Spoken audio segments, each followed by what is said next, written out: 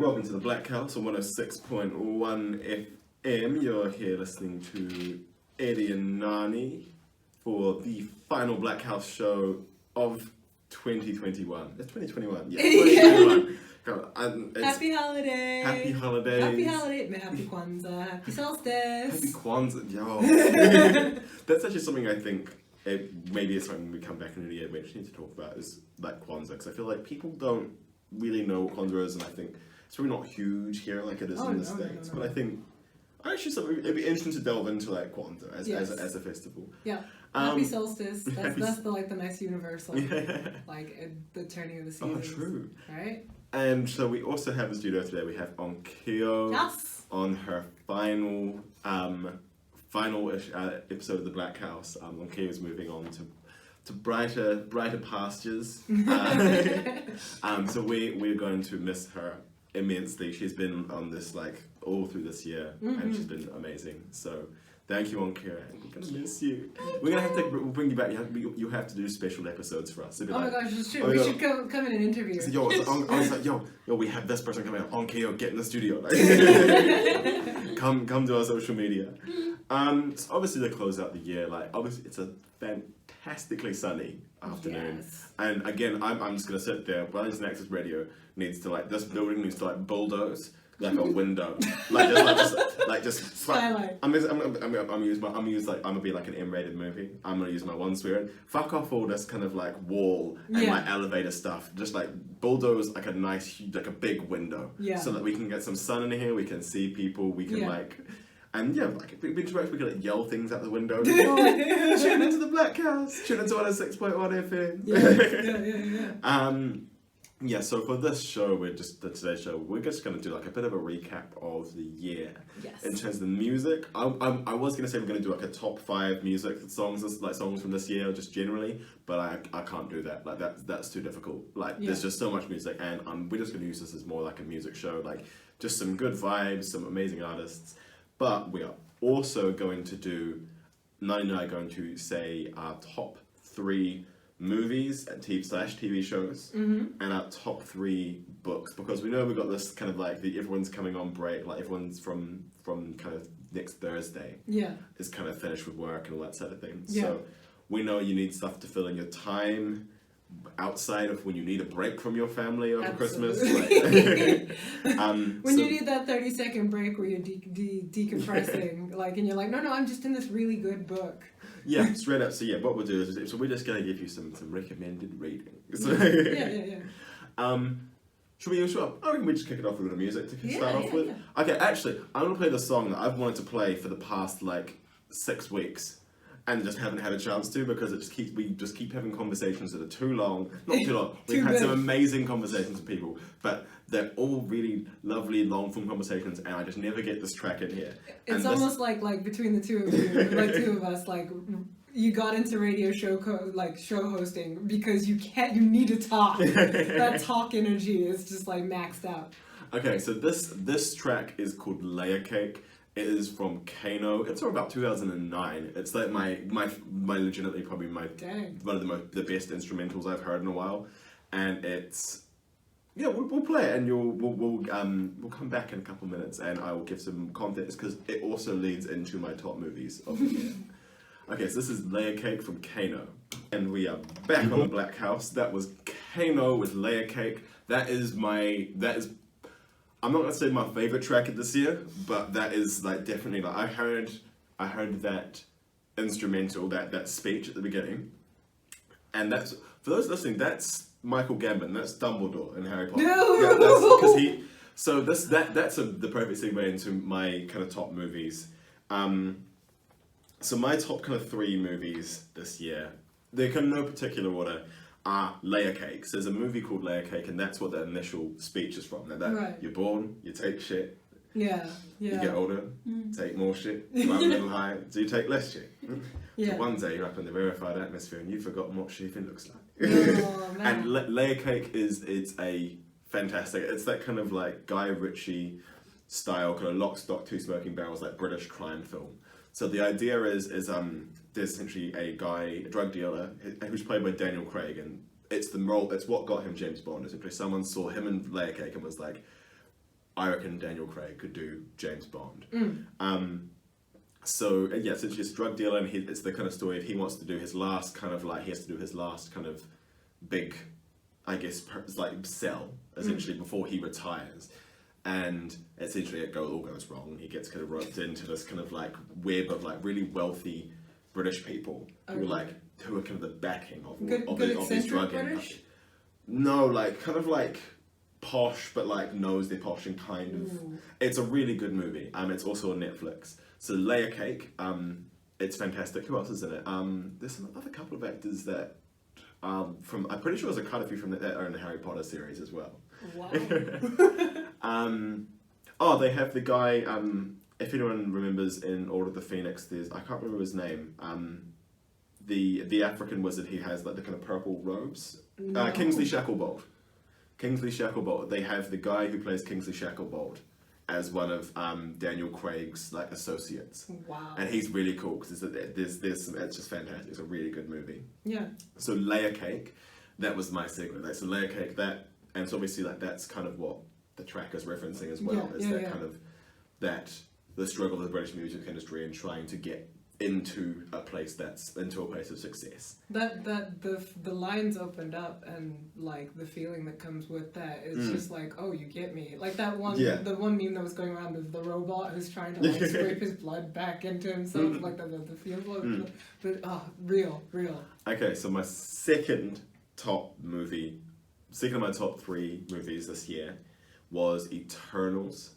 So I feel like this is like I'm gonna pull back from the kind of blurred stuff super heavy, but like Eternals to me was like, I'm very real. I am very bored of a lot of the Marvel movies that have been coming out. Like this is sacrilege. I don't care about the new Spider-Man. Like that new Spider-Man. It's like we talked about it. Miles Morales, the Black Spider-Man, has a movie. It's called Into the Spider-Verse. Go watch that. Like that is what I want to see. I honestly don't care about Tom Holland.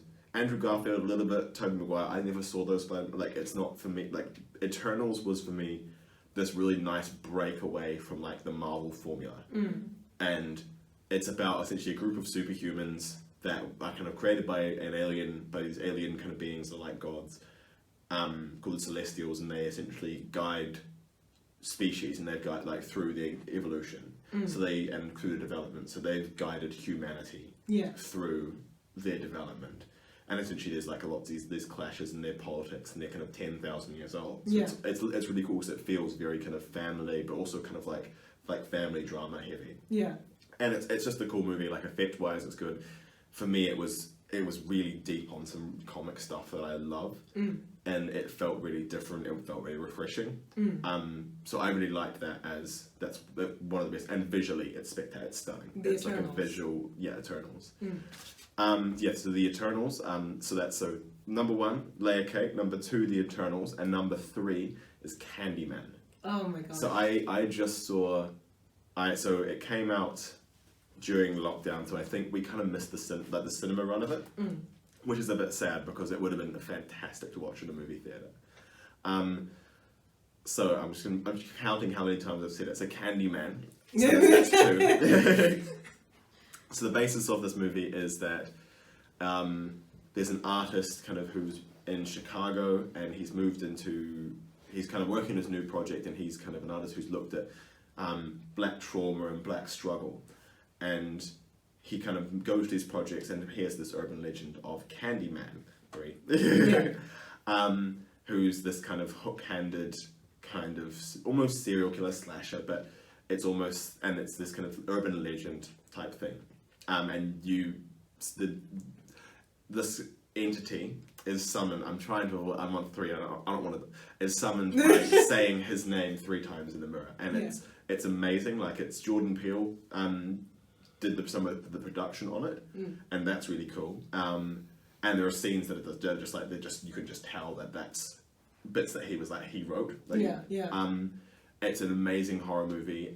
It's not even super horror. It's like more slasher, and it's much more like an exploration of black trauma. Yeah. And compared to something like Lovecraft Country, where I think a lot of the black trauma stuff it explored was done poorly, I think Candyman does it very well, and you get a real sense of like fear and survival, but also kind of I guess you get a sense of like it's almost it's a really weird film to describe, but I fully recommend to go watch Candyman. It's fantastic, and those are my three. So Layer Cake, Eternals, and Candyman are the Eddie's picks for your summer watching.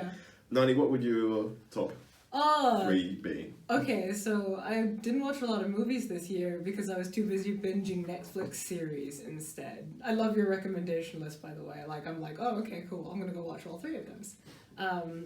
I think I'd start with Keepo and the Age of the Wonder Beasts, which is a young adult series done like by a predominantly black cast. Like it was kind of like I imagine you were in the Netflix thing and somebody came in and was like, all right, we need to like have an all black Avatar the Last Airbender series. Like how do we do that? And like Keepo was there to the answer.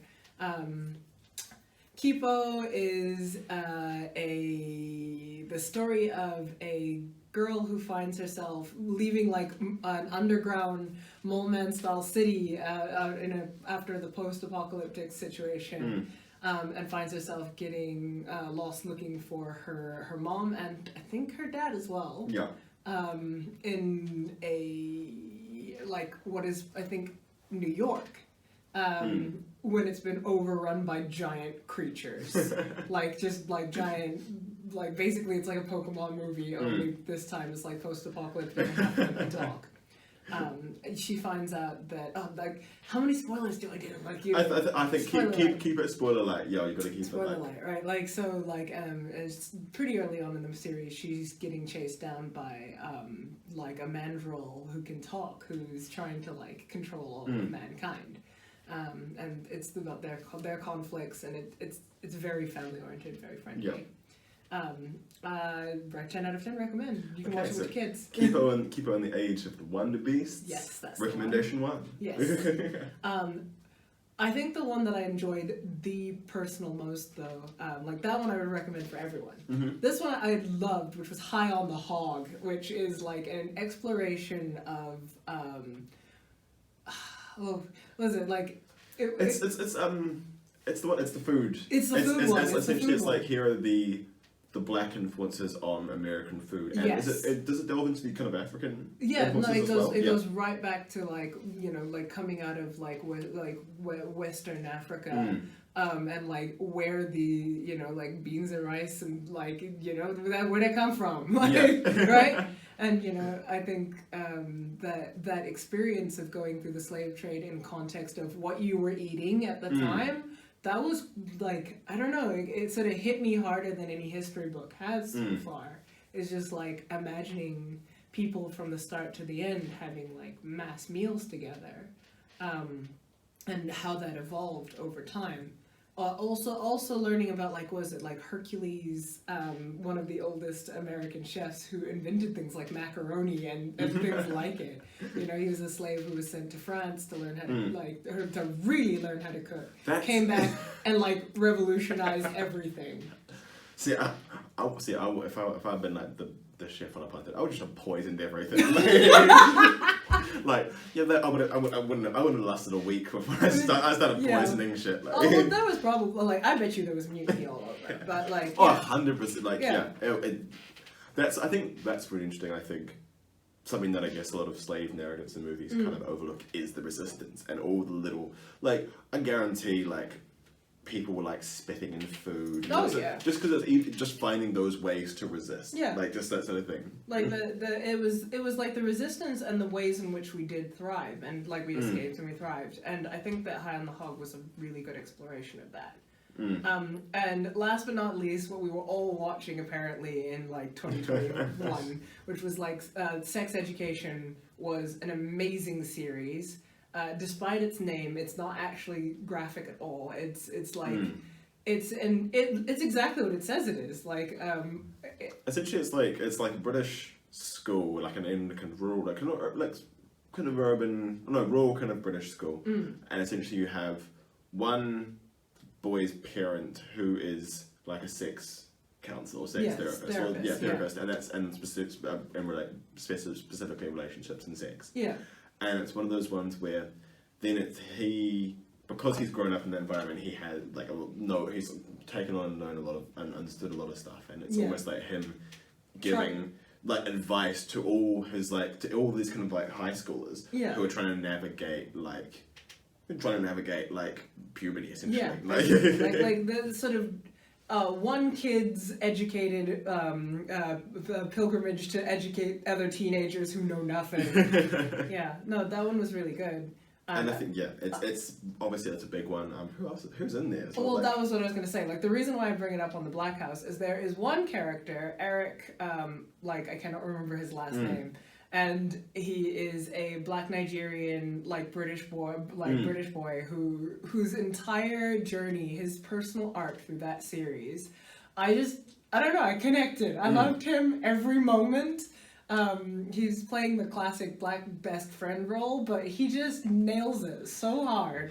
Yeah, I guess that's the thing is sometimes with shows like that, and maybe I always wonder do we boil down two tropes too heavily, where it's okay, cool, it's annoying to say okay, it's black best friend, but I guess it's that point in time where I guess the flip side is there are entire episodes that focus on him as well. Yeah, he has a story, he has an arc, he's more than just a black best friend, and there are other black characters in that series which elevates the entire experience.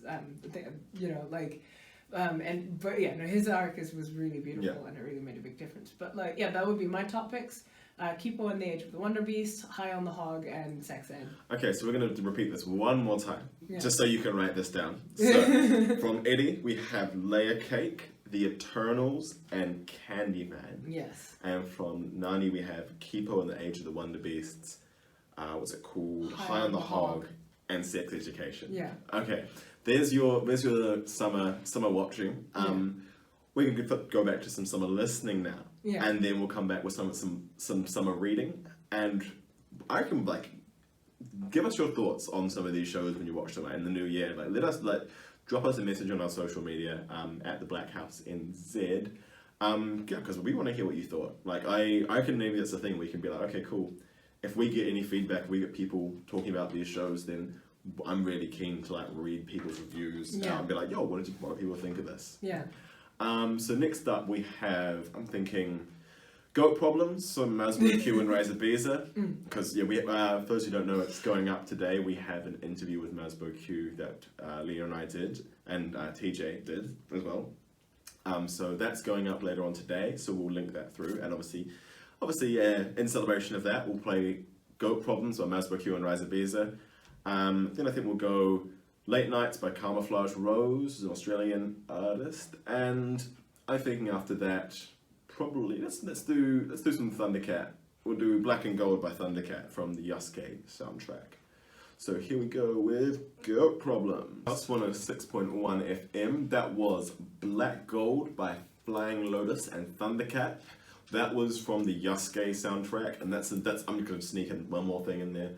If you haven't seen Yasuke, it's the anime on Netflix about Yasuke, the Black Samurai. There's a whole legend of it's almost mythological. It's where essentially a African man from 6 foot. Yeah, was obviously through the slave trade, was with a bunch of Dutch traders. Ended up in Japan and was taken into the court of, I want to say, Oda Nobunaga. Could be. I'm pretty sure it was Oda Nobunaga, and essentially became a samurai. So there's the story of the Black Samurai, and Netflix did a anime of it that was it's almost let's take the historical truth and just make it fun with robots and magic and mech, and it's cool. And the soundtrack is by Flying Lotus, and it is insanely good. If you watch it and the visuals are spectacular as well. Watch it. It's like a 4-hour movie. Yeah. On the music video, it's just amazing. Yeah. Check it out. Going into our next set of lists. Not even actually, we switched it up. We were going to do our top 3 books, but we were talking about influencers and black social media and black content creators. Yeah. So actually, we're going to jump into that first. Nani, do you want to start off with your your top three? Yes, my darling, I do. Black content creators that to follow in 2022. Like everybody's following Serena Williams, Will Smith, and Oprah. We don't need to talk about them. But if you are not following them, do. And if you're following somebody else, some slightly less well-known influencers who have been like keeping my vibes up. Influencers or content creators? A little bit of both. Okay. So there is probably the one I'll start with is the real Tarzan. He is a influencer and a content creator in that he goes around the real Tarzan who ends. Instagram, and he goes around just like he does conservation work with animals, hands-on conservation work with animals, and like lots of like I don't even know how to describe this man. He's like made of muscles. He like handles pythons and like jaguars, and he's just like sitting there posing with like traditional African garb and like, you know, just going around saving animals. Like he's covered in like animal and tribal tattoos from head to foot. His girlfriend looks fly as hell, and I want to be him. I'm just like I want access. Like, dear the real Tarzan, I want access to whatever whatever mojo got you that job. I'm in. Also, just as a quick one, just because obviously we're doing this in a way that we can't see the names on screen. What we'll do is when we do up our music post, or we'll do up a post with all the influencers we mentioned, so that you can access and you can follow them. The books, the music, and the movies. So the next one is the Samurider. Are you an influencer or are you a content creator? I don't know. She has a sword. She can use it. She's the coolest person. I don't know what's going on there. If you've ever seen Ray Park, who played Darth Maul in Star Wars, and you've seen him at Comic-Cons, when someone will throw him like a double-sided lightsaber, and he'll do like all like the spinning and twirling and the flips and all that sort of stuff. She does that, and it's amazing. No, body goals as well. Somebody who has to sort of keep their fitness up. Every time I go onto Instagram, it's mostly to get like food or fitness inspiration or like motivationals. And every time her posts come up, I just I swear I go Super Saiyan, and I'm like, I must challenge her to a duel, right? Like, I'd die. She kicked my butt. I don't know if you'd last minutes. 3 seconds back. Minutes at best. I might probably like double her body weight, and she would just waste me. And I'm like, it would be my honor for you to kick my butt. But yeah, no, she is the Samurider. She is a kendo karate trained, MMA fighting, sword wielding black chick with a fro bigger than her body. Oh yeah. And I love the slow motions of her using her sword and her fro just going as it goes. I can't. And the last one, in a similar vein, if you're minimal blurred, but if you're listening for the blurred content, Cutie Pie Sensei is a black cosplayer. I don't even know what to say. She's just really she's gorgeous, and I'm inspired by her. What can you say about a black cosplayer that I mean, just well done. Yeah. Just keep doing. Keep going. Keep going. Girl, you keep going. Inspire the world. Dope as hell. Okay, so my top three. So, a lot of you, he's will have seen this guy before. His name's Conscious Lee. He's a guy from the South, with big dreadlocks. And he's one of those guys who uses a mix between using Instagram and TikTok. But his entire thing is he'll do takedowns of essentially and breakdowns of right wing TikTok essentially, because conservative TikTok is a thing, and and there's another guy, J. William J, who does a quite similar thing, and this guy but Consciously is fantastic because his entire thing is he calls it following the Conscious University, and he'll check white conservatives, black conservatives, he'll break down their arguments and say this is why this isn't a thing. And he's a phenomenal activist. He's just really cool, and he speaks he has a very strong Southern accent, and it's good because you sit there and I think it's also great because it breaks down that whole trope of the Southern accent being dumb. Yeah. He's wickedly intelligent. Oh no, that's the good stuff. Yeah. My next one is Melina Pendulum on YouTube. She is fantastic. She is a black queer woman who does like content and who does like media, like movie and breakdowns of like content at movies and topics in movies, and she's been around for quite a while. So her last couple of videos, her like the ones that kind of initially brought me to her, she did a video on, it was genocide in animated shows, in children's animated shows. Like, I really, and just in brackets, I really like topic. But she does amazing kind of like breakdowns of like tropes or like themes in movies that happen through movies. Like she just did a video on Stephen King, and how Stephen King has a lot of like, if anyone's heard of the magical Negro trope, she like breaks down 3 characters from Stephen King novels and movies that are generally considered like magical Negro characters, and I guess does a really nuanced breakdown of them, which is really cool. And my final one is a guy called T1J. I think it's the One Janitor or something like that. But again, similar kind of is a guy, he does maybe more on the political side. He's a really good guy about like breaking down political topics, and in a really kind of interesting and kind of nuanced way. And I really like him because there's one of those things where a video that I really liked was a video he did about incels, and he breaks down as like, hey, like I was almost an incel. But I recognize those, like how you end up in those positions and how you end up in those spaces. And I think it's really cool, and I think he's a really cool guy to follow. He does some stuff on like media and movies and stuff that'll come out.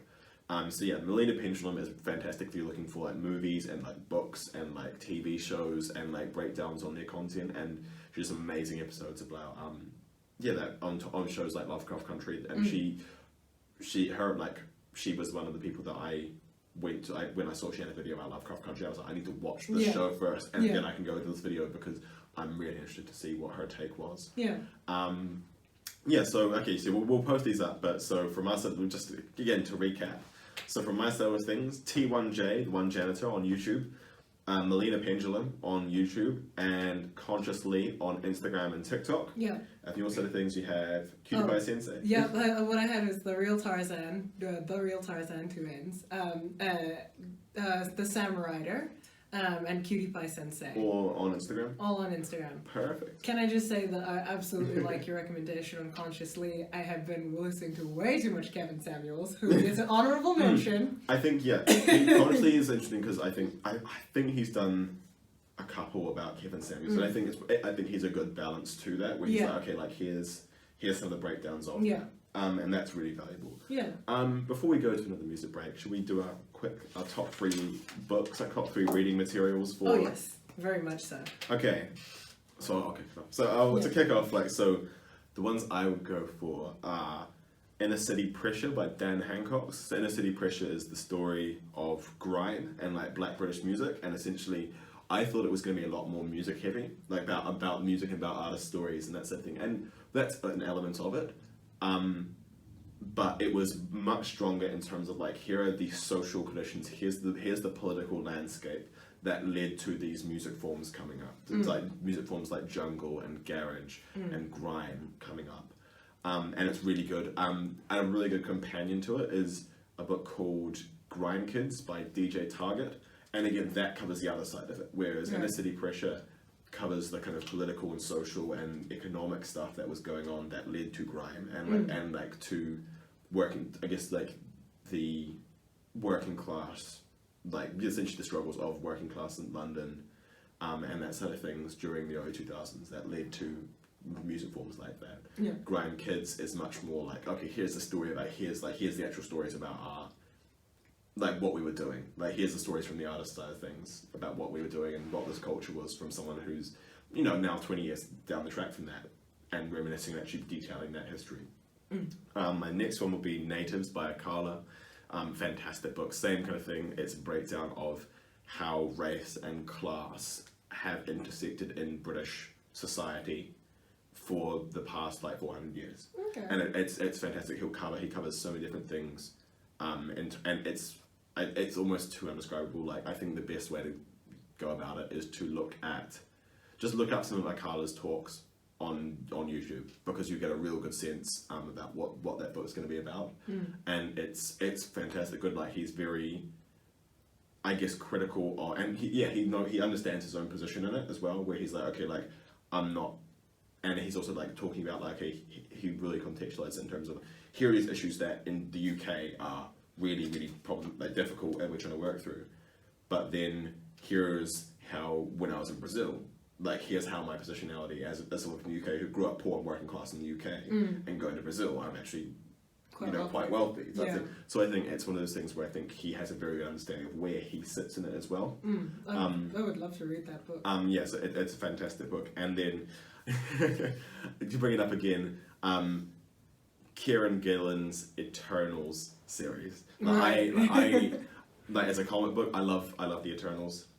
They're a comic book group. They're a group of comic book characters that I have really gotten into over the past 2 years. Mostly because I was interested in the movie, but also because just the lore behind it and all sorts of things really interesting. And if you get a chance to, like, read the Eternals series, or as an alternate one, Jonathan Hickman's House of X and Powers of 10 book, which is a really good, like, if you want to start reading comics and you don't know where to start, House of X and Powers of 10 is a really good way to get into the X-Men, and it's fantastic. So both of those are either Eternals or House of X and Powers of 10 are my recommendations. So Nani, what are your recommendations? Okay, well, no, I love the book recommendations you have. Like, I'm about to go read me a book. Well, I'm going to start off with I'm going to start off with What Doesn't Kill You Makes You Blacker. It is an excellent book, and if nothing else, I found that reading it was so much catharsis in one place. Like, what did it teach me? I'm like, I don't know. I was born and raised black.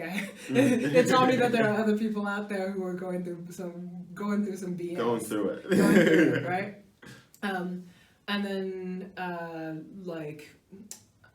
it's this sort of semi-autobiographical book of a black man and his struggles to sort of find himself and his identity, ethnically speaking. The next one on the list was The Body Is Not an Apology, which as somebody who's lost a lot of weight, and as somebody who's a woman, I didn't realize how much internalized body shame I had until I sort of sat down with a book where a black woman was just like, no, I refuse. And there's a lot of hate for the body positivity movement right now online. But I think that there's a balance to be met with, no, I'd still like to have my body and improve my body and, work with it. But also, it's my body. You can't tell me what to do with it. It's mine. Yeah. Right? And then this one might take me a second, but I just finished reading Will Smith's book, Will. And I'm going through that book crying and needing to pause and making notes and it was an audiobook, the version that I got, but it would have been dog-eared and highlighted and bookmarked. Does Will Smith read it? Huh? Does Will Smith read it? Yes. Oh my god. Literally, it's a sound, music, and he breaks down into rap, and the whole way through. I think I think audiobooks I remember seeing an interview with someone, I think it was Max Brooks, who wrote World War Z, and he was really interesting because he was like, I was dyslexic, so audiobooks were my savior growing up. And he's like, I never want to make a boring audiobook. Yeah. And I think that's the thing is, if you're going to do an audiobook, especially autobiographies, read it yourself. Yeah. Take yourself through that journey. Because I think from that sort of thing, that's really something that in writing that book probably came up. In recording and reciting that book, yes, that's a journey in and of itself. I would absolutely recommend, even if you bought the book and read the book, Will Smith reading his own book is an experience, because you can actually really feel the emotionality as he goes through things again. And learning about his journey. I don't know, Will Smith absolutely is an icon living, and he is a living legend. And it's really sort of cathartic, I suppose, and humanizing to see him take those walls down and to explain to the world and the black community who see him as, the poster boy for acceptable black guy. Yeah. To be no, I grew up black, y'all. Controversial statement. Everybody who talks about Lil Wayne being the GOAT one of the goats of hip hop. Will Smith is one of the goats of hip hop. Like in terms of music, in terms of legacy, in terms of influence on culture. I will fight people on that. Yeah. Will Smith over Lil Wayne as one of the goats. He really is though. Like I think like listening to reading his book, I found him always more like where I was, where I'm growing up in Hawaii, going to like private schools, but I'm still having the Black experience, and almost even like I'm not surrounded by other Black people who can like sort of help me decipher, and so my Black experience is of isolation and othering on every front, and to hear sort of variations to that tune from him. Yeah. I think the other thing that like really hurt and touched my heart was listening to him go through his Black family internal dynamics. Oh man, I was like my heart is pounding just reading him, him talk about internal family dynamics as Black folk, as Will Smith, as this legend, like untouchable god. You imagine everything for him was like roses, whether you consciously mean to or not. Yeah. And it wasn't, not at all, and that helped. Okay, so we've got our book from recommendations. So for me, we had Grime Kids by Dan Hancock, Natives by Akala, and Eternals by Kieran Gillen. And from Nani, we had Will by Will Smith. Yeah, Will by Will Smith, right? And then I was gonna make an honorable mention to Oprah's what was it? It was called like What Happened to You. That one was really good too. Perfect. But it was Will. It was The Body Is Not an Apology, and What Doesn't Kill You Makes You Blacker, which is a title cover which already helped. Okay, sweet. So I think we've got kind of 5 minutes left on the show. I think we're just going to round it out with another tune, just to kind of go into our summer side of things. And do you know what I've been listening to? I found when I went at work, just my headphones in, I'm just letting YouTube play whatever. And it turns out like Georgia Smith has this track, All of This, that has been just picked up by it's just essentially a whole bunch of Amapiano producers have done remixes for, and I have my favorite one of these. So this is All of This, the Major League DJs remix. Before we go, I just want to say thank you to everyone who's been listening to us this year. Yeah, true. I'm suspecting like next year will be a little bit different. This is my first time as a radio DJ, and I have enjoyed it, and I have connected with a lot of different people who've come up to me afterwards and been like, oh my gosh, I listened to your show. I'm like, oh, it makes me feel famous in Wellington, which is like Wellington famous. Which is the odd person being fantastic. Nodding at you. And yeah, also big thanks to Onkyo. Yeah, we're gonna miss you. Absolutely, and like a big thanks to Leah as well for inviting me and Eddie and Onkyo to be a part of this production. It has been life-changing, and you know I cannot thank everyone enough for this experience. All right, well this has been the Blackhouse on 106.1 FM. Merry Christmas. Yeah, Merry Christmas. So now we're going to play holidays. you Mariah Carey's All I Want for Christmas Is You. Absolutely not. Okay, this is All of This, the Major League DJs remix from Georgia Smith and the Major League DJs. We'll see you guys next year. Peace. Peace.